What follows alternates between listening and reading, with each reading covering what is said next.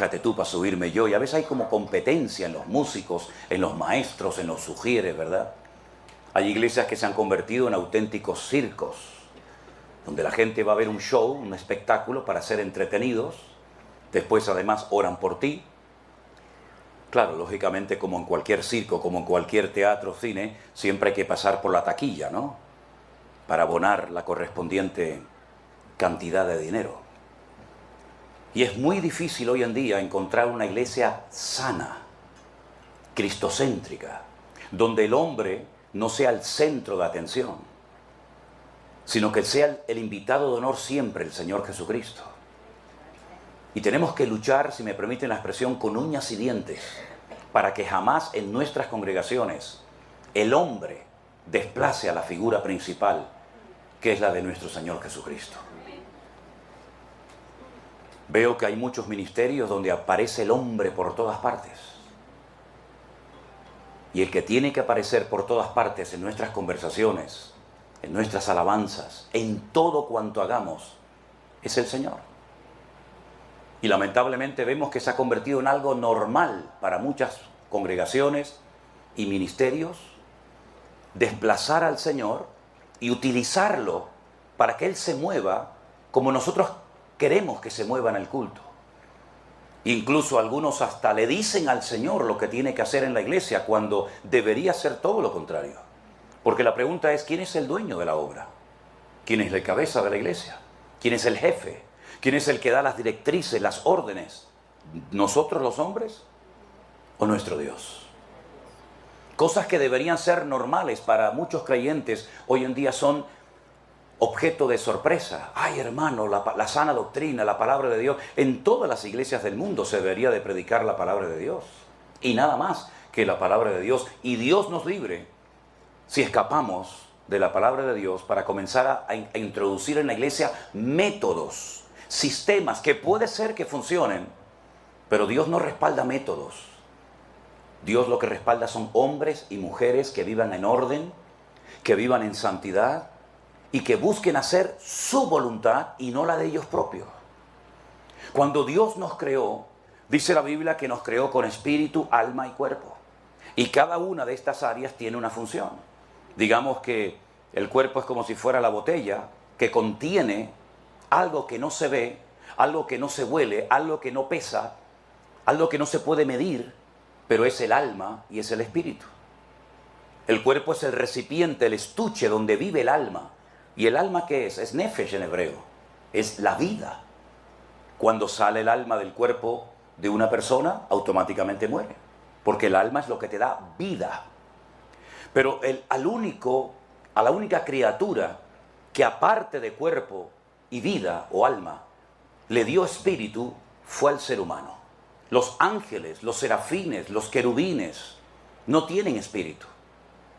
Por eso dice que ellos miran la forma como los cristianos, como los hijos de Dios alaban al Señor, porque ellos no entienden lo que es la redención, porque ellos no han sido redimidos. Ellos han sido creados, pero no han sido redimidos, no han sido comprados con la sangre de Jesús. Pero Dios le dio al hombre el espíritu, el ruaj, que es lo que el hombre tiene, no el animal, para poder conectarse con su creador, porque Dios es espíritu, Dios no es materia, Dios no es cuerpo, Dios es espíritu, y Dios busca. El Señor Jesucristo dice que Él busca adoradores que le adoren en espíritu y en verdad. Pero ese espíritu que Dios puso dentro del corazón del hombre se desconectó. Es como si yo en esta mañana, no lo voy a hacer, pero si yo en esta mañana le quitara el cable a este micrófono, ustedes no me podrían oír. Yo no me podría comunicar con ustedes. Mi voz no saldría por estas altavoces, por estos parlantes, porque está desconectado. Eso fue lo que le pasó al hombre en el jardín del Edén. Se desconectó de Dios. Y entonces Dios dijo, muy bien, ¿te quieres desconectar de mí? ¿Prefieres hacerle caso a las mentiras y a las ofertas que el diablo te ha presentado? Vete con él, pero aquí ya no puedes estar ni un minuto más. Y dice que los expulsó del jardín del Edén y nunca más pudieron hacer el camino de retorno. Cuando viene el Señor Jesucristo, Él viene para que otra vez se vuelva a conectar el hombre con su Creador. No por presión, sino libre y voluntariamente. Porque Dios no le quitó al hombre el libre albedrío el día que pecó. La voluntad del hombre sigue latente en el converso y en el creyente. Y cuando nos convertimos al Señor, dice que nacemos de nuevo, no físicamente. Eso es lo que no entendía Nicodemo en Juan capítulo 3, cuando dice que le visita de noche y el Señor le dice a Nicodemo, si no naces de nuevo, no puedes entrar en el reino de los cielos, ni verlo. Y Nicodemo no entendió nada. Y Jesús le dijo, ¿y tú eres maestro de Israel? ¿Y no entiendes lo que te acabo de decir? ¿Qué tipo de maestro eres tú? El que no nace de nuevo no puede entrar ni ver el reino de los cielos. Y entonces Nicodemo comienza a razonar consigo mismo y le dice al Señor, ¿me estás proponiendo o me estás diciendo que tengo que volver a meterme en el vientre de mi madre y volver a nacer para poder estar contigo en la eternidad, en el paraíso, en el cielo? Y el Señor le dijo, no. Lo que es nacido de la carne, carne es. Pero lo que es nacido del Espíritu, Espíritu es. Es un nuevo nacimiento espiritualmente hablando. Cuando usted pide perdón a Dios por sus pecados, cuando usted se arrepiente de sus pecados, Dios perdona instantáneamente y olvida instantáneamente toda su antigua vida. Pablo dice, de modo que si alguno está en Cristo es una nueva creación, es una nueva criatura. Las cosas viejas pasaron y aquí todo es hecho nuevo. Usted no tiene por qué irse a la cama condenándose por un pecado que cometió hace 20 años. Usted no tiene por qué vivir bajo condenación, porque el Señor le perdonó todos, no unos cuantos. Absolutamente todos sus pecados fueron perdonados por la sangre de Jesucristo y dice que los arrojó a lo profundo de la mar y nunca más se acordará de ellos.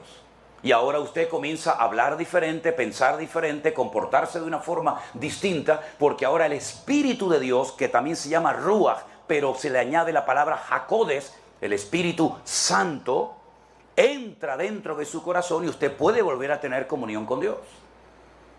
Por eso dice Pablo en Efesios capítulo 2, verso 8, Él os dio vida cuando estabais muertos. Y uno dice, yo nunca me morí, yo nunca estuve muerto. Espiritualmente estábamos todos muertos. En nuestros delitos y en nuestros pecados. Usted comía, trabajaba, iba de vacaciones, se bañaba en la playa, cantaba, hacía lo que quería, pero espiritualmente estabas desconectado del Creador. Estabas muerto espiritualmente. Pero cuando Él viene a tu corazón, Él viene a darte, ¿qué? Vida. Y vida en abundancia. Pero así como cuando un niño nace necesita cuidados y necesita mucha atención, porque solo si lo dejamos muere, porque es 100% dependiente de sus padres, ¿hasta cuándo? Bueno, algunos hasta los 40 años. ¿No? Hay una estadística que recientemente se ha hecho en España que dice que los hijos hasta los 35, 37 años no se quieren ir de la casa. Es decir, están, iba a decir una expresión, por aquí a lo mejor suena feo, ¿no? Tú sabes que los niños beben leche de la madre y algunos están toda la vida enganchados a eso de la madre, ¿no? Pero mi querido hermano, una de las cosas que tenemos que comenzar a pedirle al Señor que nos cambie y nos transforme es esto, la mente. Mire lo que dice Romanos capítulo 12. Seguro que muchos de ustedes lo saben de memoria. Así que hermanos, Pablo dice, os ruego por las misericordias de Dios que presentéis vuestros cuerpos en sacrificio vivo, santo, agradable a Dios, que es vuestro culto racional. No perdemos la razón.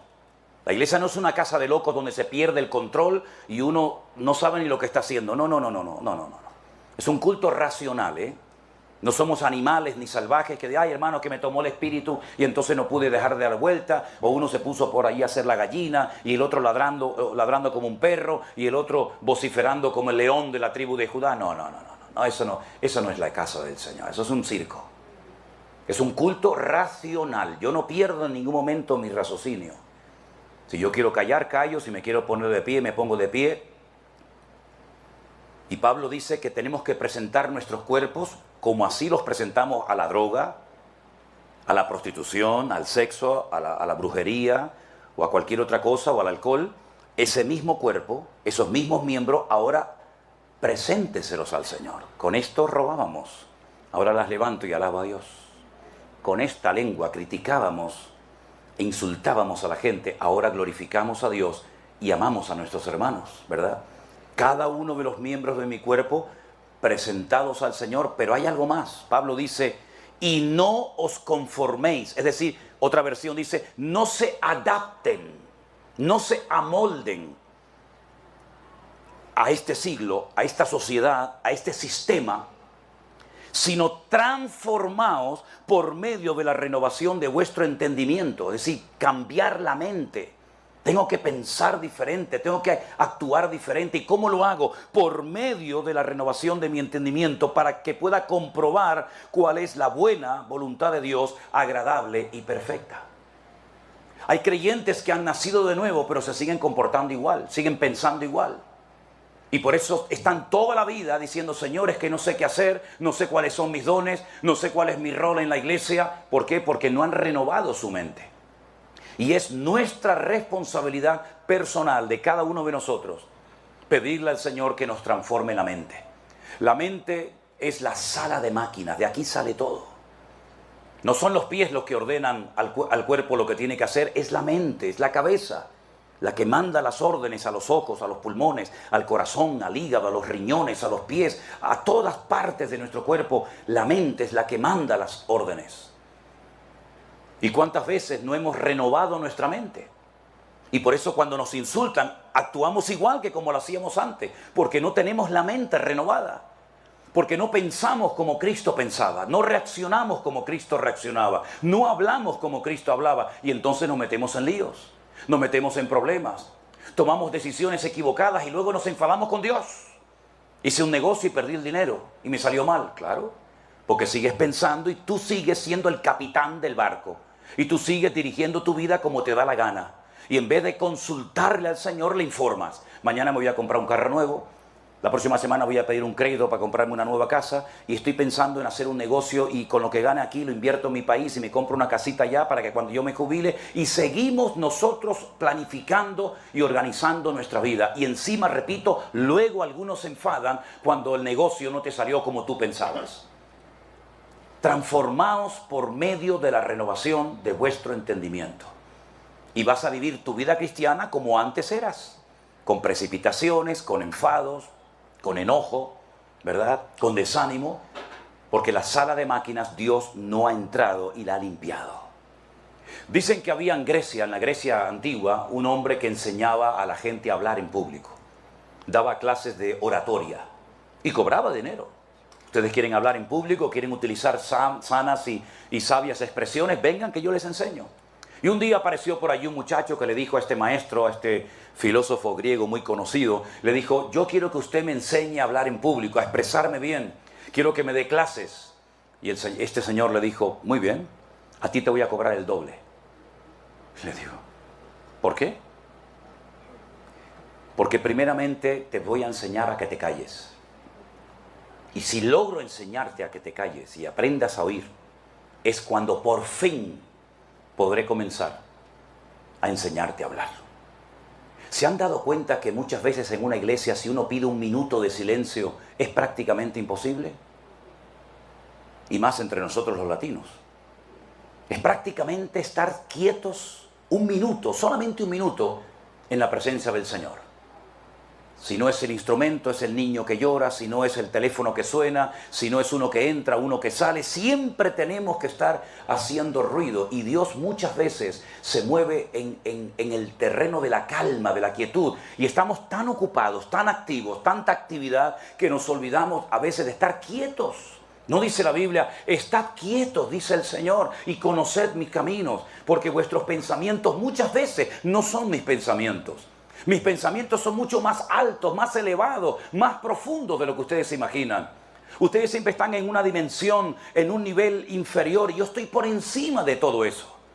Y os voy a poner en esta mañana varios ejemplos, porque a mí me gusta compartir la palabra con ejemplos para que ustedes aprendan y capten la enseñanza fundamental que quiero transmitir en esta mañana, que es la renovación, la transformación de nuestra mente.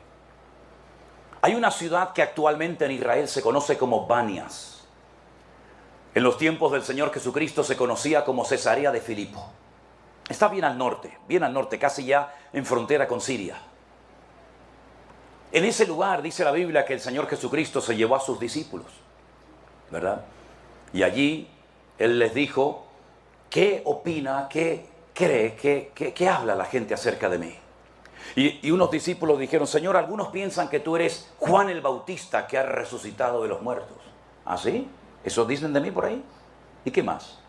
Bueno, algunos piensan que tú eres Elías, el profeta Elías, aquel que fue llevado en vida en un carro de fuego y ahora has venido. ¿Alguna gente piensa que yo soy Elías? ¿Y qué más? Otros piensan que tú eres Jeremías, porque Jeremías era el único profeta que sabía dónde se había ocultado el arca de la alianza. Y los judíos creían y creen que Jeremías iba a revelarle a ellos dónde estaba escondida el arca de la alianza para colocarla en el templo. Y así fue escuchando diferentes opiniones. Al final el Señor preguntó y dijo, ¿y yo para ustedes quién soy? Porque eso es lo que la gente de la calle opina de mí. Pero entre ustedes, ¿qué hablan? ¿Qué comentan cuando yo doy la espalda y me voy a orar? ¿O me voy a la montaña? ¿O estoy dormido? ¿Qué hablan de mí entre ustedes? Todo el mundo guardó silencio. Nadie se atrevía a opinar ni a decir nada. Pero uno sí, ¿se acuerdan? Pedro se levantó y dijo, Señor, tú para mí eres el Cristo. El Cristo es la palabra Mashiach. Tú eres el Mesías, el Hijo del Dios viviente. Y entonces el Señor se le queda mirando y delante de todos los discípulos dice, bienaventurado eres Simón, Pedro, porque esto que acabas de decir no te lo enseñaron en la escuela, ni en la sinagoga, ni ningún rabino, sino fue una revelación que mi Padre te dio ahora mismo. Bienaventurado eres Simón, Pedro. Y me imagino que se le habrá llenado el corazón, sacó las plumas del pavo real diciendo, ¿se dan cuenta lo que me acaba de decir de mí el Señor? Aguántate, Juanito, aguántate, Tomás, yo soy bienaventurado. ¿Ya sabes quién soy? Sí, Señor. Tú eres el Mesías. Ok, soy el Mesías. Sí, muy bien, vámonos a Jerusalén. Se fueron caminando por el camino y se paran y dice el Señor, chicos, os tengo que decir algo. Vamos a subir a Jerusalén, los gentiles, los romanos, las autoridades religiosas de la época me van a echar mano, me van a prender, me van a llevar a la cruz, voy a morir. Y entonces Pedro interrumpe al Señor y dice, no, espera un momento, ¿que cómo? Que nosotros hemos dejado nuestras barcas, nuestras esposas, nuestros hijos, nuestros puestos de trabajo para seguirte a ti. Te acabo de decir hace unas horas allí en Cesarea de Filipo que tú eres el Mesías y que ahora te van a matar. ¿Pero cómo te van a matar? De ninguna manera te acontezca esto. Y el Señor se le queda mirando y dice, apártate de mí, Satanás, porque no pones la mira en las cosas de Dios, sino en las cosas de la tierra. ¡Qué vergüenza, qué ridículo! Pasó de la cúspide a lo más bajo. Ayer era bienaventurado, hoy me llama públicamente delante de todo el mundo, Satanás. ¿Qué fue lo que pasó? Le dio rienda suelta a sus emociones. Le dio rienda suelta a su temor, a su nerviosismo de perder al Mesías, ahora que lo hemos encontrado, ahora que por fin ha venido, después de tantos cientos de años leyendo las Escrituras, por fin lo tenemos y ahora te van a matar. De eso nada. No le permitió al Señor renovar su mente. Cuando viene un problema a tu vida económico, familiar, físico o de la índole que sea, es un momento para demostrarte a ti mismo tu nivel de madurez, tu nivel de fe. No cuesta nada cantar en la iglesia. Además, si hay buena música, con buenos instrumentos, buenos músicos, no cuesta nada. Hasta la gente entra de la calle y se anima a cantar nuestros coros, nuestros signos, nuestras alabanzas, porque son bonitos, son pegadizos, son alegres. Pero eso no cuesta nada. Salen por la puerta de la iglesia y salen igual o peor que entraron. No cuesta nada decir amén, aleluya, gloria al Señor, una foto con el pastor, fírmeme el libro, pastor. Eso no cuesta nada. Lo que cuesta es demostrar cuando llega el momento de la realidad si verdaderamente usted ha entendido el Evangelio o no lo ha entendido. Y creo, Pedro, que tú te emocionaste en Cesarea de Filipo. Creo que te precipitaste y no fuiste consciente del peso, de la profundidad de las palabras, de la declaración que acabas de hacer. Y ahora ha salido el verdadero Pedro. Y es que dice la Biblia que de la abundancia del corazón habla la boca. Allí te emocionaste, allí te sentiste importante, pero ahora aquí lo que has demostrado es que no has madurado ni has entendido nada.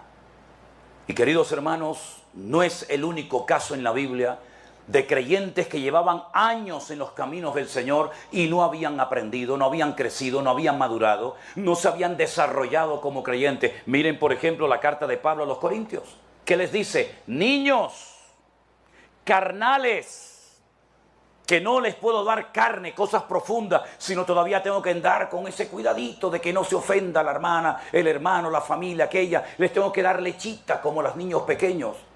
¿Y en qué se basa el apóstol Pablo para llamarlos niños? ¿En qué se basa el apóstol Pablo para llamarlos carnales, inmaduros? Bueno, ahora presenta los argumentos y dice, ¿que no sois carnales? ¿Que no sois niños? Pero si entre ustedes hay celos y envidias y grupitos. ¿Quién predica el domingo, hermano? El hermano Apolos. Ay, ese me encanta, ese es buenísimo. Para allá vamos todos. Y la próxima semana me parece que va a predicar Pablo. Ay, no, a mí ese es muy duro. Ese hombre no tiene amor. Al culto no vamos. ¿Y cuándo viene Cefas a predicar? Pues hasta dentro de 15 días no viene. Ah, entonces yo me quedo en mi casa y no voy ni a escuchar a uno ni a otro, porque a mí el que me gusta es Cefas.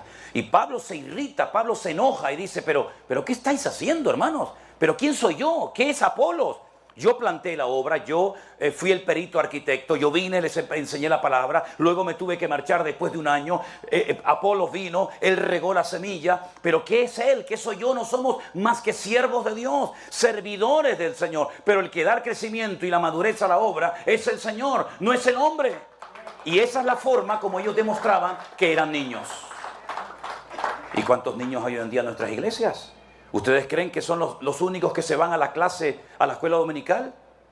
Muchas veces hay más niños fuera, en el salón principal, que en las clases de la escuela dominical. El pastor no me llamó. ¿Será posible con lo que yo he dado a la iglesia? Con lo que yo he apoyado a esta iglesia, compré la moqueta, compré el púlpito, pagué el otro día el aire acondicionado, compré el proyector. Y ahora, fíjate tú, pasó por delante de mí y no me saludó. Vamos a tener que buscar otra congregación porque aquí ya no está el amor de Dios, ya el Espíritu de Dios no se mueve. Y entonces, como me he dado cuenta, fíjate tú, como aquí, ya conté, me parece que hay 5. Sí, yo conté esta mañana 5, a lo mejor hay más, discúlpeme. Pues mira, ¿saben lo que les digo? Me voy a la de allá enfrente. Y entonces el de allá enfrente, en vez de decirle, buenos días hermano, ¿usted de dónde viene? No, yo vengo de la iglesia aquella de enfrente. ¿Y por qué vine aquí? Si aquella es su congregación. No, porque allí no hay amor. El pastor no me saludó el otro día. Ay, hermano, esa iglesia está de capa caída. Venga para acá que aquí le vamos a tratar bien. Póngase a cantar, agarre la guitarra, aunque desafine, aunque cante horrible, pero ya se siente importante. Pero el día que le digan, hermanito, este domingo no puede tocar porque viene un hermano de visita, ya se le fue otra vez el amor a la iglesia, ya no se mueve el Espíritu de Dios y ahora se va a la de al lado, la que está pared con pared, y el otro le dice, sí hermano, venga, estábamos orando por usted hace años, venga a la casa del Señor, bienvenido. Y así nos va a los cristianos evangélicos, que a veces hacemos el ridículo, y en vez de dar una imagen de unidad al mundo, damos una imagen de un ejército desorganizado, de gente malcriada, de gente caprichosa, y como dice Proverbio, el niño consentido avergonzará a su padre y a su madre.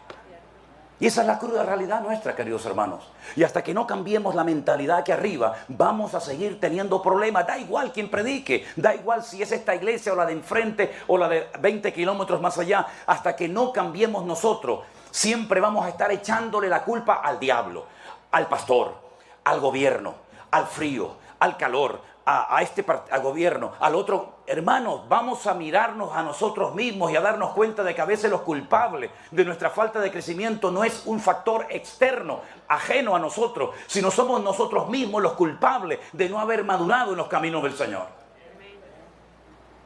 Hemos enseñado hasta la saciedad, ya no sé ni cómo ya decirlo, lo he dicho mil veces.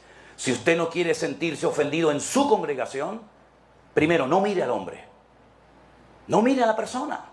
Puede respetarlo, puede admirarlo, puede quererlo, lo que usted quiera, pero no confíe, no se agarre al pastor como si fuera Dios, como si fuera el ángel Gabriel. No se agarren a los hombres. Miren y agárrense a Cristo, que Él no te va a fallar nunca. El hombre sí, porque somos seres humanos. ¿Qué se creen que somos nosotros? Dioses en forma humana. Somos igual que cualquiera de ustedes, con nuestras luchas, con nuestros desánimos, con nuestros cansancios, con nuestras presiones. Somos exactamente igual que todo el mundo. No pongan en los pedestales nunca a los pastores, porque los van a matar, les van a hacer daño, y al final los mayores perjudicados van a ser ustedes. Pero en segundo lugar, si usted no quiere nunca sentirse ofendido, ni aquí ni en ninguna parte, no espere nunca nada de nadie. Imagínese que usted espera que yo esta mañana estuviera aquí en la puerta dándole la bienvenida. Yo, pastor, Manolo Sierra, ya verás. Ya verás que él va a estar en la puerta esperándome, me va a dar los besos, me va a dar un abrazo, me va a decir, hermano, Dios le bendiga. Claro, usted llegó y a lo mejor dice, ¿y dónde está el pastor? No, está allí afinando la guitarra, no sé lo que está haciendo este hombre cuando no se ha dado cuenta que yo he entrado. Y entonces usted ya está ofendido. ¿Por qué? Porque esperaba un recibimiento y no lo ha recibido y está ofendido. Pero si usted llega aquí y no espera nada de nadie, me da igual si me saluda el pastor, me da igual si se da cuenta que he llegado, me da igual si me saluda, me da igual todo, usted nunca se va a sentir ofendido ni conmigo ni con nadie. Póngalo en práctica y ya va a ver cómo funciona. Segundo ejemplo, vengan conmigo por favor, ¿tienen su Biblia? En el libro de los Hechos, el capítulo 2, versículos 12 y 13, libro de los Hechos, por favor, capítulo 2, versículos 12 y 13. Voy a dar ocasión, voy a dar oportunidad, si algún hermano lo tiene y lo quiere leer en alta voz, por favor, con toda libertad, hágalo. Y estaban todos atónitos y perplejos, diciéndose unos a otros, ¿qué quiere decir esto? Mas otros burlándose decían, están llenos de mosto. Otros burlándose decían, están llenos de mosto. No entendían nada, en vez de preguntar y decir, hermano, ¿me puede explicar lo que está pasando aquí? ¿Por qué hemos tenido hoy un culto diferente? ¿Por qué aquella señora está hablando en un idioma que no entendemos y aquel también? Y aquella persona está hablando... ¿Me podrían explicar lo que está pasando aquí? No, prefirieron criticar, prefirieron cuestionar el mover de Dios. Y dice la Biblia que algunos dijeron, no, lo que pasa es que están borrachos. Esa es la realidad. No habían renovado su mente y cuando usted no renueva su mente, usted reacciona como el carnal que fue toda la vida. ¿Verdad? Y ahí vemos un ejemplo de un mover genuino del Señor en el día de Pentecostés, pero estas personas, primero por no preguntar, por no demostrar un mínimo de interés y decir, bueno, explíqueme, ¿por qué cantan así? ¿Por qué se mueven asados? En vez de preguntar, se burlan y finalmente terminan diciendo mentiras, diciendo es que están borrachos. Nada más lejos de la realidad. Fíjense que prueba de ello que Pedro cuando se pone en pie se ve que le llegó el chisme a la oreja y dice, hermanos queridos, nosotros no estamos ebrios, nosotros no estamos borrachos como algunos suponen. Nosotros lo que más bien estamos es llenos del Espíritu Santo. Y esto es lo que dijo el profeta Joel, que en los postreros días, dice el Señor, derramaré de mi Espíritu sobre toda carne. Y ahí hay una explicación coherente y bíblica de lo que allí está ocurriendo. ¿Se da cuenta? Cuando no entienda algo, pregunte. No critique. No chismorree entre la iglesia, entre los hermanos. Pregunte. Hermano, ¿me podría explicar este versículo que usted explicó que no lo entendí? Pregunten, porque dice la Biblia que cuando alguien se expone, como ustedes hoy, se están exponiendo al mensaje de la palabra de Dios. Y yo estoy sembrando, porque yo es lo que estoy haciendo ahora, estoy sembrando como el que salió al campo a sembrar. Y si la semilla cae en su corazón, usted la oye y no la entiende, cuando sale por esa puerta, dice la Biblia, que el diablo roba la semilla en su corazón y usted no da fruto. Aunque haya estado aquí sentado 2 horas, 3 horas, si usted no entiende la palabra y se va sin preguntar, sin decir, hermano, ¿me puede aclarar esto? El enemigo va a impedir que esa semilla que fue plantada en su corazón produzca fruto. Sin embargo, dice la Biblia que el que recibe la palabra con gozo y entiende la palabra, da fruto. Porque su corazón es buena tierra y da fruto a 30, 60 y a 100 por uno. ¿Cuántos dicen amén? Pablo llega de un largo viaje misionero, se reúne con los apóstoles de Jerusalén y le dice, mira, como se están comentando muchas cosas por allá cerca de ti, coge a estos 4 hermanos, rápense la cabeza, era un rito que hacían los judíos en aquella época según la ley de Moisés, y para acallar las voces y para que no haya líos, vayan al templo, se rapan la cabeza, pagas lo que tengas que pagar y así ya todo el mundo tranquilo. Él dice, bueno, si ustedes quieren que yo haga eso, esto no sirve para nada, pero si quieren que lo haga, yo lo hago.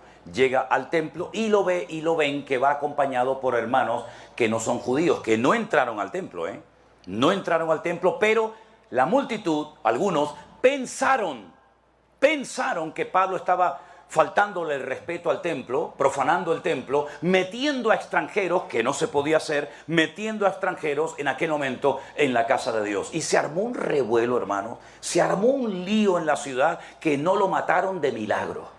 Tuvieron que intervenir las autoridades, ¿verdad? Los romanos, Lo tuvieron que quitar de la multitud porque si lo dejan 5 minutos más, lo revientan, lo matan, lo destrozan al pobre apóstol Pablo. Porque pensaban, mentira, pero ellos pensaron que había profanado el templo.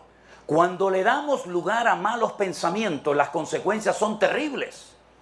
Cuando nos imaginamos cosas, cuando le damos lugar a los malos pensamientos, a los celos, a las envidias, etcétera, etcétera, y en vez de darle lugar a la palabra de Dios y orar y decir, Señor, muéstrame y revélame y háblame y instrúyeme, cuando le damos lugar a los malos pensamientos, al final te pasa factura los malos pensamientos y terminas haciendo y diciendo y tratando a la gente malamente. ¿Por qué? Porque le has dado lugar a malos pensamientos en tu vida. ¿Qué es lo que hemos leído esta mañana en Romanos 12, 1 y 2? Primero, presente su cuerpo en sacrificio vivo.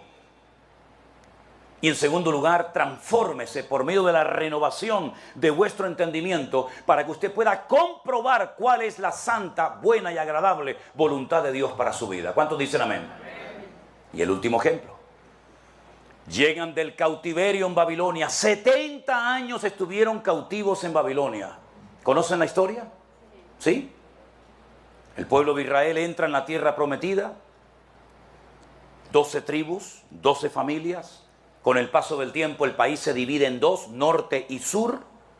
El norte se va a llamar Israel, el sur se va a llamar Judá.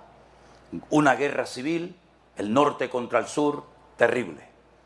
Los asirios atacan las tribus del norte, se las llevan fuera de Israel y nunca más volvieron hasta el día de hoy. Están esparcidos por todo el mundo.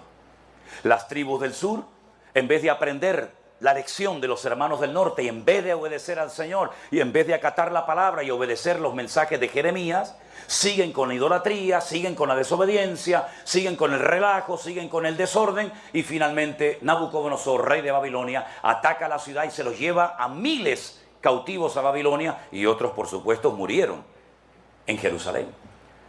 El Señor les dijo, 70 años os voy a sacar de aquí, os voy a llevar a otro país, con otra cultura, otro idioma, todo diferente por desobedientes y para castigarles. 70 años. Habían estado 490 años en el país. 490 años sin salir. Cada 7 años tenían que dejar reposar la tierra. No se podía sembrar. Cada 7 años usted no siembra nada. Usted no se preocupe que no le va a faltar de nada porque la cosecha del año anterior va a ser tremenda. Fíjense de mí, créanme a mí. Nunca cumplieron con esta ley que se llama Shemitah. La ley de dejar reposar la tierra cada 7 años. No la cumplieron. El Señor dijo, no lo quieren hacer a las buenas. Ya verás cómo lo vas a hacer a las malas. Si estuvieron 490 años en el país sin guardar la ley del descanso de la tierra, ¿cuántos años no cumplieron la ley de Dios? 70. 70 por 7, ¿cuánto es? 490. Entonces, como me deben 70 años de obediencia y no lo has querido hacer a las buenas, ya verás cómo lo vas a hacer. Porque mi tierra tiene que reposar. Los cogió, se los llevó a Babilonia y después de 70 años que ya la tierra reposó, ahora pueden volver otra vez a Jerusalén y hagan su vida. Espero que hayan aprendido la lección, espero que dejen de ser idólatras, espero que reconstruyan el templo, etcétera, etcétera. Cuando van a salir, escuche estos detalles, son muy significativos. El camino era enorme. Babilonia está en Irak. De Babilonia a Jerusalén hay un recorrido enorme. Van mujeres, van niños, van ancianos, van animales. El camino es muy peligroso. Entonces le dicen a Esdras, a Nehemías, oye, ¿por qué no le dices al rey que mande soldados con nosotros para que nos defiendan el camino? Y dicen, ¿cómo? Que yo le pida ayuda militar al pagano Nabucodonosor, pero es que acaso no creemos nosotros en un Dios todopoderoso que nos va a cuidar. ¿Es que acaso no es un milagro que nos dejen salir y volvamos a nuestra tierra? Entonces dijeron, bueno, está bien, no le pidas ayuda al enemigo. Salieron con las alforjas llenas. El rey les dio dinero, el rey Ciro les permitió volver, llevaron oro, plata, llevaron todo lo necesario para reconstruir sus vidas y el templo de Jerusalén.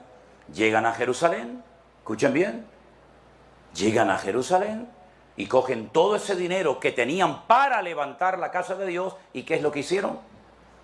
Se construyeron unas mansiones, ellos, unas casas espectaculares, tremendas. Y por allí apareció un profeta llamado Joel. Pueden leerlo en la Biblia, lo tienen en sus Biblias. Llega Joel y les dice: ¿qué hicisteis con todo el dinero que trajisteis de Babilonia para construir la casa del Señor? ¿Dónde está? Dice, bueno, lo hemos usado.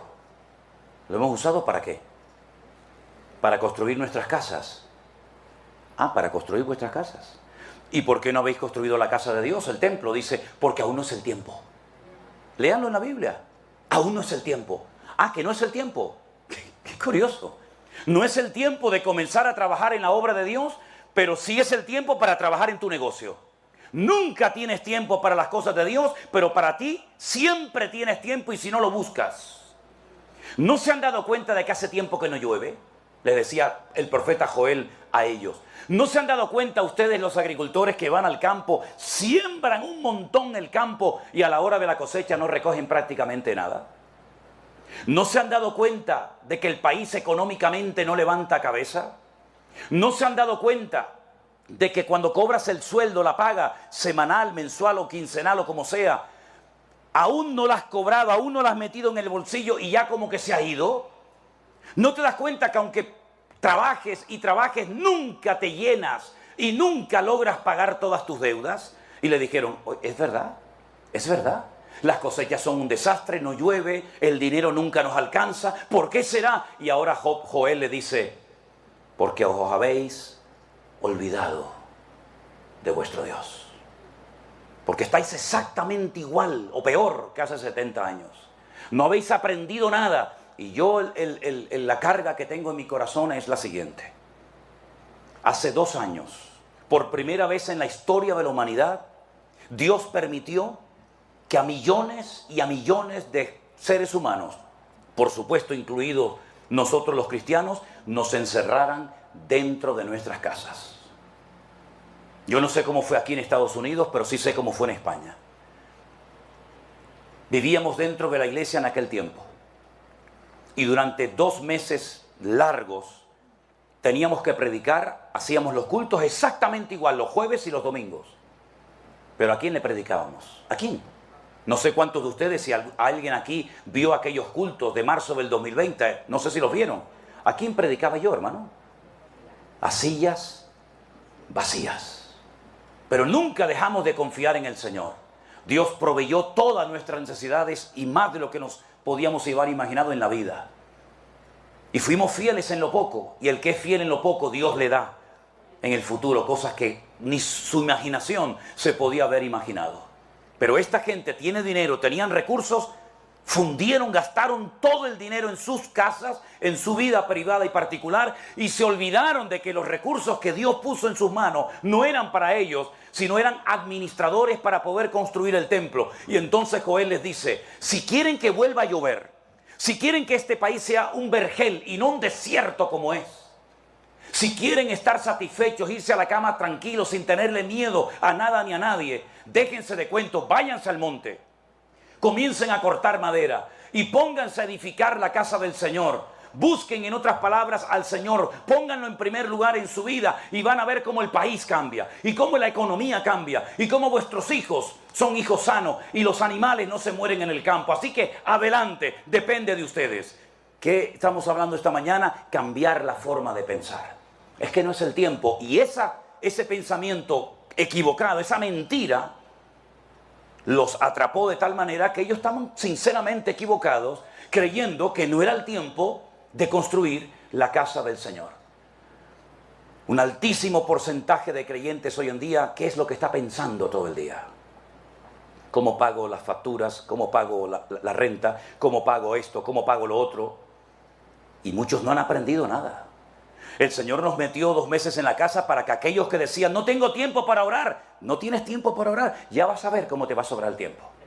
Ya vas a ver cómo vas a tener tiempo. Pastor, yo no he leído nunca la Biblia entera porque la verdad es que yo llego tan cansado del trabajo que abro la Biblia y me quedo dormido y ahí me quedo. Y no tengo tiempo. No tienes tiempo, vas a ver cómo vas a tener tiempo, querido. Te vas a aburrir de tiempo. Te voy a meter 2 meses en tu casa y vas a entrar en contacto con un muchacho o una persona de 15.000 kilómetros de distancia aquí que te va a predicar todos los días.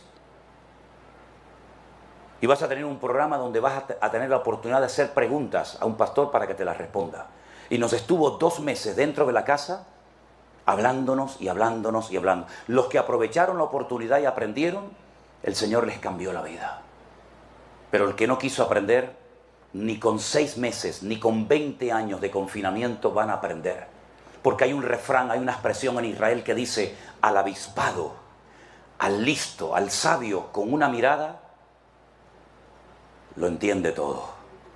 Pero al torpe y al desobediente, ni tirándole piedras, reacciona. Y Dios ha tenido una paciencia y una misericordia con nosotros. Y cosas que habíamos oído y cosas que habíamos leído en la Biblia, pues las pudimos vivir en carne propia. Cuando de rodillas al lado de mi cama le dije al Señor: Señor, tengo que cerrar la iglesia por primera vez en 40 años que llevo de pastor sirviéndote. Nunca he cerrado una iglesia y ahora me obliga la autoridad a cerrarla. Nosotros no tenemos propiedades, ni a nivel personal, ni a nivel de iglesia. No tenemos ninguna propiedad de edificios, de templos, no, todo es alquilado, todo. Tenemos un Goodwill, no lo llaman aquí así, una tiendita de segunda mano, donde la gente viene, compra alguna ropita, algún zapatito, si no tiene se le regala igualmente. Y con eso, mensualmente, logramos casi pagar los 1.500 euros que tenemos que pagar del alquiler todos los meses. Lo tuve que cerrar también. Y le dije: Señor, sin el Goodwill, sin el rastro, sin la iglesia, nadie va a venir. Ahora, Dios mío, le dije yo a él, tienes una oportunidad maravillosa, Señor, para demostrar si esta obra, si esta iglesia es tuya. Comenzaron a llamarnos de Guatemala, de Estados Unidos, de Alaska, de Argentina, de todas partes del mundo. Y la gente nos mandaba $20, $30, $60, $80, $600, $40. Y todos los días teníamos que ir al Western Union o al MoneyGram. Gente nos mandaba dinero que no sabíamos ni de dónde eran. Y pudimos pagar durante los meses de confinamiento el alquiler, pudimos comer, pudimos pagar la luz, pudimos pagar el agua. Y el Señor nos demostró que no necesita ni tu diezmo, ni tu ofrenda, ni primicias, ni historias raras, sino que Él es el Dios de la plata y del oro, y que Él es galardonador de los que le buscan. Nunca pedimos dinero a nadie, jamás, sino hacíamos lo que nos enseñó nuestro Señor Jesucristo a hacer. Entre en su aposento, cierre la puerta, y su Padre que lo ve en secreto lo recompensará en público. Eso es lo que dice la Biblia. Buscad primeramente, ¿qué? El reino de Dios y su justicia, y todo lo demás vendrá por añadidura. ¿Y qué es lo demás? Pues hombre, la comida, la gasolina, el vestido, etcétera, etcétera. Si lo buscas, no viene. Dice el Señor en su palabra: miren los pájaros del campo. Dígame, ¿dónde trabajan? Dígame, ¿en qué mall trabajan los pajaritos? Si van por la mañana con su corbatita, con su chaquetita, nada. ¿Y de qué vive tanto pájaro? Millones de pájaros, ¿de qué viven? Dice el Señor: vuestro Padre Celestial las alimenta. Así que si queréis comida, vestido y todas vuestras necesidades cubiertas, no caprichos, necesidades, que es otra cosa, buscadme a mí por la mañana temprano, clama a mí, yo te responderé y te enseñaré cosas grandes y ocultas que tú no conoces. Vinimos el día 9 de mayo dejando a nuestra hija embarazada y dejando la iglesia y dejando todo para venir aquí a Estados Unidos y a México a conocer a tantos y a tantos hermanos. Jamás preguntamos dónde vamos a dormir. Jamás preguntamos ¿y dónde vamos a comer? Jamás. Nunca nos ha preocupado para nada esos detalles. A mí lo que me interesa es dónde voy a predicar. ¿Dónde nos vamos a reunir? Aquí, gloria a Dios. Gracias al pastor, ya se lo dije antes. Allá afuera con 40 grados de temperatura me da exactamente igual. Vamos allá afuera, en un monte, en una playa, en un barco, en una cárcel, donde haga falta. Pero hasta que no cambiemos esto, nuestras iglesias no van a cambiar. Queremos grandes resultados, queremos peces en abundancia y panes en abundancia. Pero para eso hay que buscar al Señor primeramente, depender de Él, no tenerle miedo a lo que dice el hombre, no tenerle miedo a las noticias. Dice, aunque vengan malas noticias de lejanas tierras, no temblará tu corazón. Y aunque un ejército acampe contra ti, no tiene que tener miedo tu corazón, porque el Señor es mi luz y mi salvación. Y las bendiciones no hay que buscarlas, las bendiciones me buscan a mí. El Salmo 23 dice, el bien y la misericordia te seguirán a ti todos los días de tu vida. Yo no tengo que seguir las bendiciones. Yo no tengo que buscar la bendición o la prosperidad. El Señor sabe lo que su alma necesita. El Señor sabe lo que su negocio, su matrimonio necesita. Y a veces no nos concede todo lo que le pedimos, pero da igual, aunque Dios me mate, lo seguiré adorando, porque yo sé que mi Redentor está vivo. Ese es el estilo de vida que le hemos enseñado a la gente. Claro, no es popular, lógicamente. Claro que no es popular. Ya en 1990, cuando fuimos a Argentina, pasábamos por las iglesias, repito, en 1990, y veíamos unos carteles de neón tremendos, y decían por fuera, entren, aquí oramos por la prosperidad. ¿Y quién no quería la prosperidad? Si la gente asaltaba los supermercados y asaltaba los camiones que iban por las carreteras con vacas porque no había dinero, no había comida. Vivíamos en una ciudad tremendamente peligrosa, la ciudad de Rosario, en la provincia de Santa Fe. La gente iba con palos.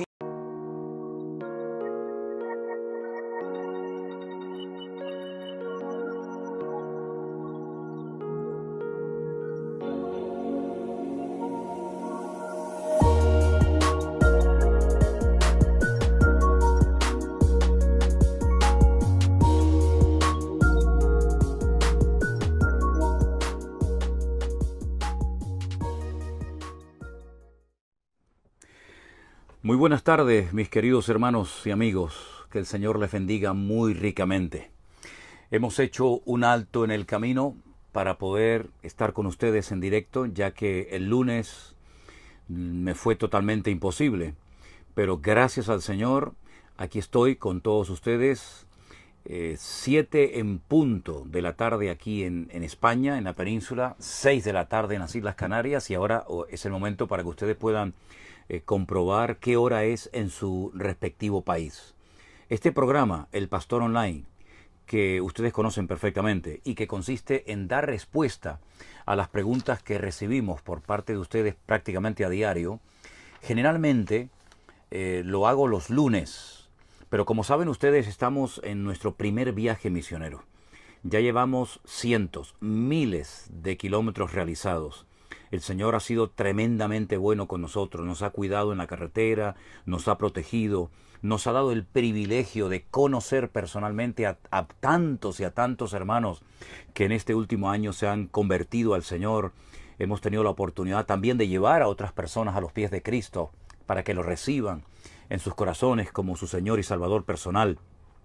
Hemos también celebrado algunos cultos de bautismo que ustedes han podido ver porque lo hemos grabado y lo hemos emitido para que ustedes también sean copartícipes juntamente con nosotros de todo lo que el Señor nos está permitiendo ver y disfrutar. Y yo estoy muy contento de ver cómo muchísimos de ustedes, incontables las personas que se han sentido identificadas con este proyecto. Primero el de la iglesia virtual. Quedo realmente sorprendido del crecimiento, de la madurez, de lo claro que tienen las ideas muchos hermanos que se han convertido al Señor en este tiempo por medio de las redes sociales. Entienden el Evangelio, cómo llevan hasta las últimas consecuencias todo lo que leen de la palabra de Dios cada día. Realmente estamos sorprendidos y al mismo tiempo muy agradecidos con el Señor, porque vemos que este tiempo ha sido un tiempo en el cual la palabra de Dios ha producido una serie de cambios tremendos en muchas personas, en muchos de ustedes, y también el Espíritu Santo se ha movido trayendo arrepentimiento, trayendo convicción de pecado, trayendo restauración a muchas vidas. Por lo tanto, solamente podemos decir gracias, Señor, gracias de todo corazón por lo que tú has hecho, por lo que tú estás haciendo y por lo que tú continuarás haciendo. Porque como ustedes saben, esto no ha hecho más que empezar. Sí, muchos ya están vacunados, muchos han vuelto, digamos, a sus trabajos, pero ¿saben qué? Muchos de ustedes nunca más volverán a ser los mismos, porque han aprendido en este tiempo a depender no de los hombres, no de lo que se enseña única y exclusivamente en los púlpitos, sino de una comunión y de una relación con el Señor que ustedes han desarrollado y mantenido durante todo este tiempo, y eso es lo que ha traído esa madurez, esa fortaleza espiritual a vuestras vidas. Así que de todo corazón, muchísimas gracias a todos los que están orando por Elena, por mí, para que este viaje misionero sea una bendición, que lo está haciendo, gracias al Señor. ¿Qué les parece si hacemos una oración juntos y presentamos este tiempo al Señor para que el Señor nos ministre, para que el Señor nos hable y para que podamos disfrutar de este tiempo tan especial de poder estar en torno a la presencia del Señor y en torno a su palabra, aprendiendo de Él? Oramos a nuestro Dios. Bendito Padre Celestial, gracias de todo corazón por lo bueno que tú eres, por lo fiel que tú eres, Señor, porque tú has hecho una obra tremenda en miles de corazones y toda la gloria te la llevas tú, Señor. Te pedimos que en esta tarde tú bendigas este tiempo, que aprendamos muchas cosas de tu bendita palabra y que nos des la sabiduría necesaria para poder explicar y responder a las preguntas que hemos recibido. Señor, gracias. Ayúdanos en esta tarde a alabarte y adorarte con todo nuestro corazón y a disfrutar de este tiempo tan especial que tú nuevamente nos permites tener. En el nombre de Jesús. Amén. Y amén. Pues, mis queridos hermanos, primeramente lo que quiero decir es que podemos fiarnos 100% de la Biblia. La Biblia no contiene errores, no contiene contradicciones. Aparentemente puede parecer que hay alguna contradicción en la Biblia, pero la Biblia es un libro perfecto. No tiene errores, no comete equivocaciones en sus declaraciones, no hay contradicciones, aunque repito, aparentemente parece que hay algunas. La Biblia es un libro perfecto. La Biblia es la palabra de Dios y nuestro Dios es perfecto. A Él la gloria y la honra. La Biblia no caduca. La Biblia está en pleno vigor y sigue cambiando vidas, sigue restaurando familias, sigue guiando a miles, a millones de creyentes que cada día la leemos, que cada día escudriñamos sus páginas para descubrir cuál es el propósito, la voluntad de Dios para nuestra vida. Muchas son las personas que en este tiempo de confinamiento se acercaron al Señor a través de su palabra y le descubrieron, y muchas escamas cayeron de sus ojos. Porque también muchos de ustedes se han dado cuenta de que muchas de las cosas a las cuales antes decían amén, ahora con el discernimiento que tienen, con el conocimiento adquirido a través de la lectura y del estudio de la palabra de Dios, muchos de ustedes se han dado cuenta de que no se puede decir a todo amén, sino que hay que comprobar, hay que filtrar a la luz de las Sagradas Escrituras si lo que nos enseñan, lo que nos predican, verdaderamente es Biblia, es palabra de Dios, o vete tú a saber qué es. Por lo tanto, fíense de la Biblia, no la suelten, léanla, escudriñenla. Hermanos que lleváis mucho tiempo en los caminos del Señor, que parece mentira, muchos todavía no han terminado nunca de leer la Biblia completa, pónganse como meta leer la palabra de Dios. La verdad se puede conocer, la verdad es Cristo.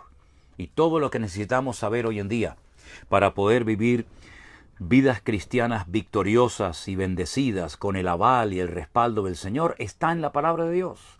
Por lo tanto, lean la palabra, escudriñenla. Gracias al Señor, hoy en día hay buenos diccionarios bíblicos. Sería bueno tal vez que ustedes se compraran algún comentario de las Sagradas Escrituras. Hay muchos también, para que de esa manera estudiar la Biblia sea lo cotidiano, sea lo normal. Y de esa forma fortalecer su fe y no dejarse arrastrar ni engañar por falsas doctrinas, que es una de las características de los últimos tiempos. Como el enemigo, Satanás, intentará introducir en las congregaciones falsas doctrinas, falsas enseñanzas, falsos apóstoles, falsos profetas, falsos pastores, etcétera, etcétera. ¿Cómo entonces podemos, estar preparados para diferenciar el bien del mal? Leyendo la palabra de Dios.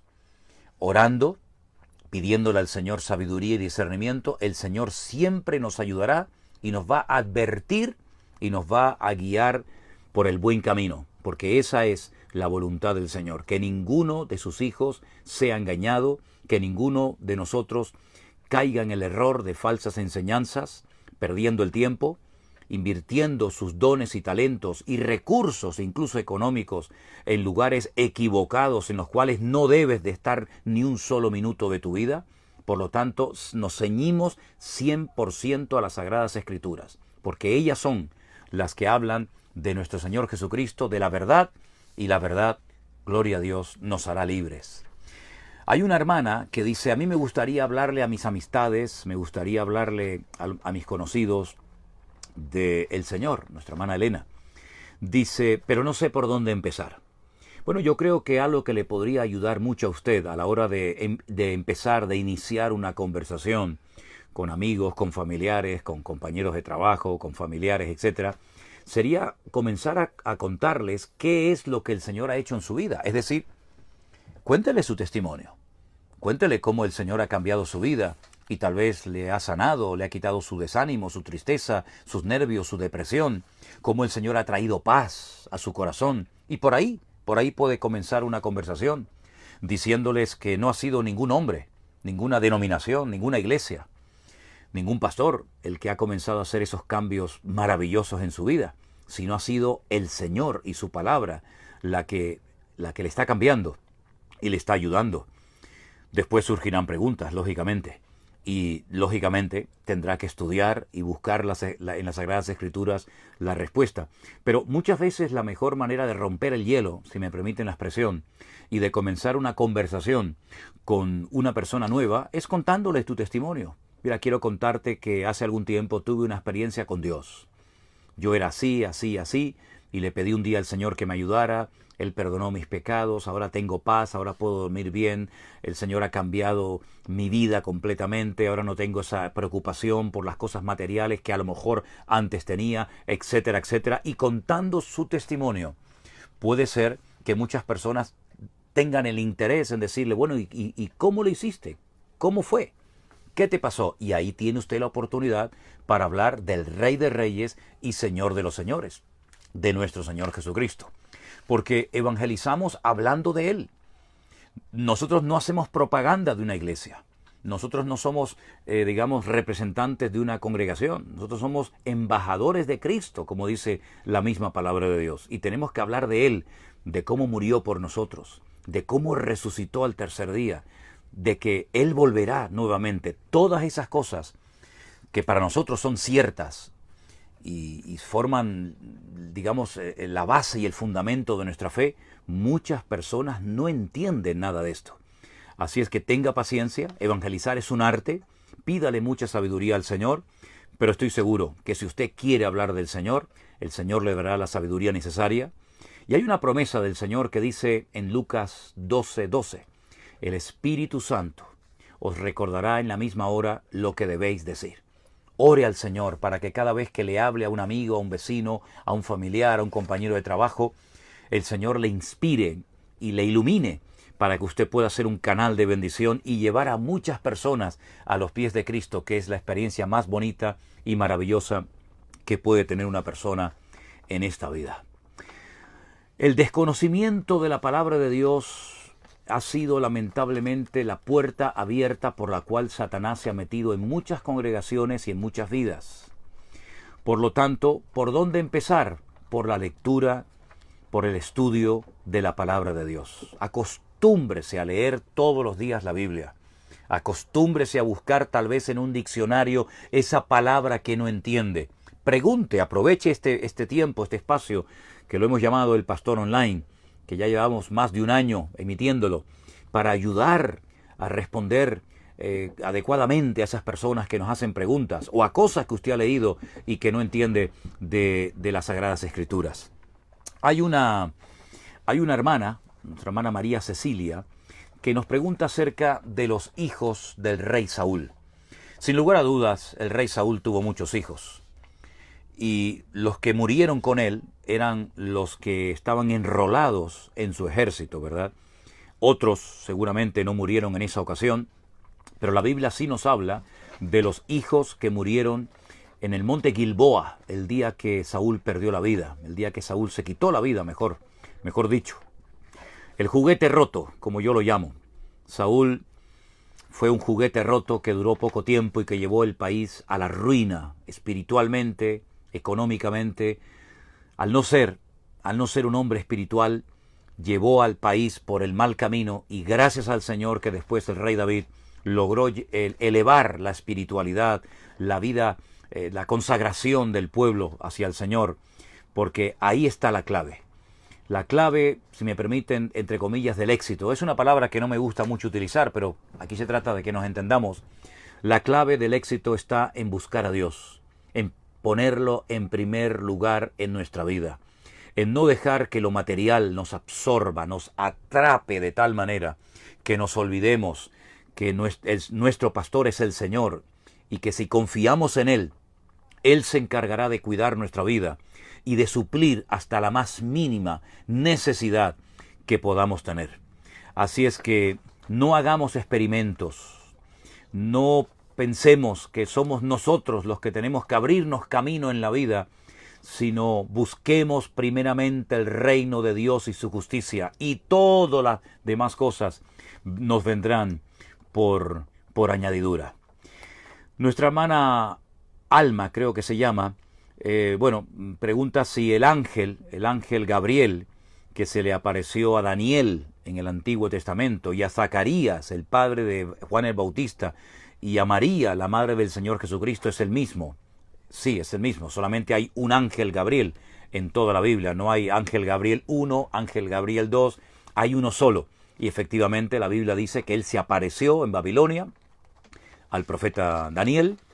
Allí tenemos la conversación, la presencia de Gabriel en Babilonia.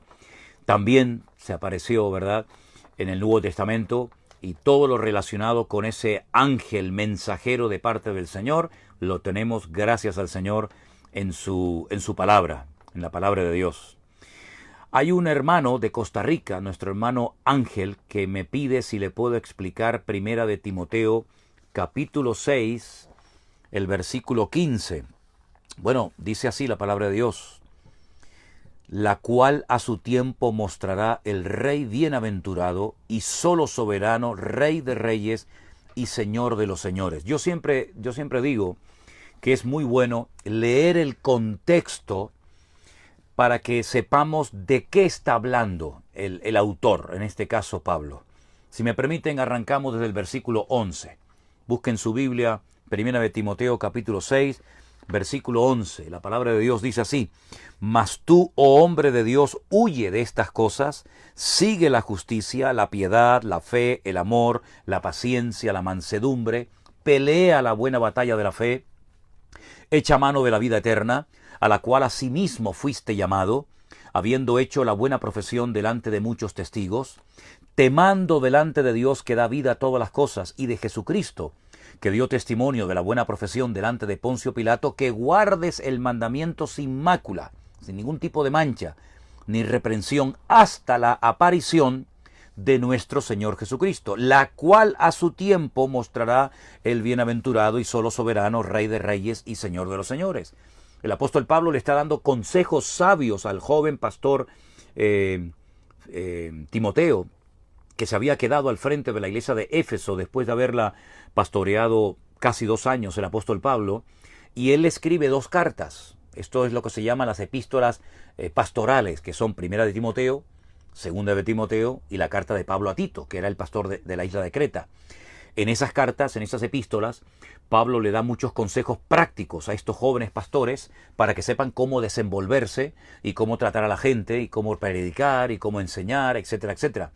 Y aquí le está hablando el apóstol Pablo a Timoteo de una serie de cosas importantes que él tiene que hacer, como es huir de ciertas y determinadas cosas, practicar otras como el amor, la paciencia, la mansedumbre, pelear, emplea el término pelear por la fe, pelear por la credibilidad del Evangelio, ¿verdad?, defendiendo la sana doctrina hasta la muerte, si hace falta.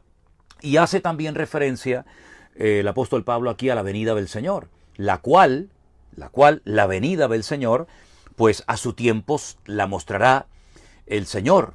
Por lo tanto, nosotros esperamos la venida del Señor, ¿verdad?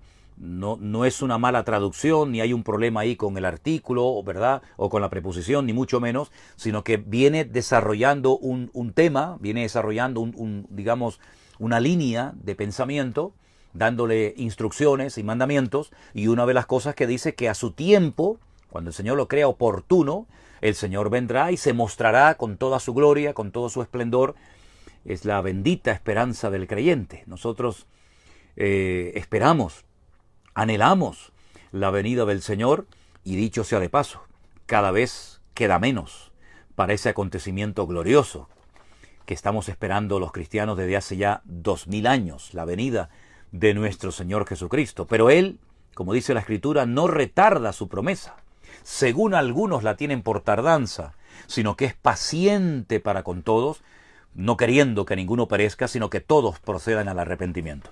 Así que si todavía no ha venido el Señor, no es porque se haya olvidado de nosotros, ni mucho menos, no es porque no quiera venir, sino porque te está dando oportunidades a ti, mi querido hermano y amigo, y a los que todavía no le conocen, para que se reconcilien con Él, para que puedan obtener el perdón de sus pecados y puedas heredar la salvación eterna en Cristo Jesús, Señor nuestro. Bendito sea nuestro Dios. Por otra parte, también tenemos una pregunta de Georgina. Éxodo capítulo 5, versículo 1, encuentro que Dios le dijo a Moisés que le dijera a Faraón que dejara salir al pueblo. Su pregunta es, ¿por qué le dijo el Señor a Moisés que le dijera esas palabras al Faraón? Bueno, vamos a ver. Dios siempre utiliza un instrumento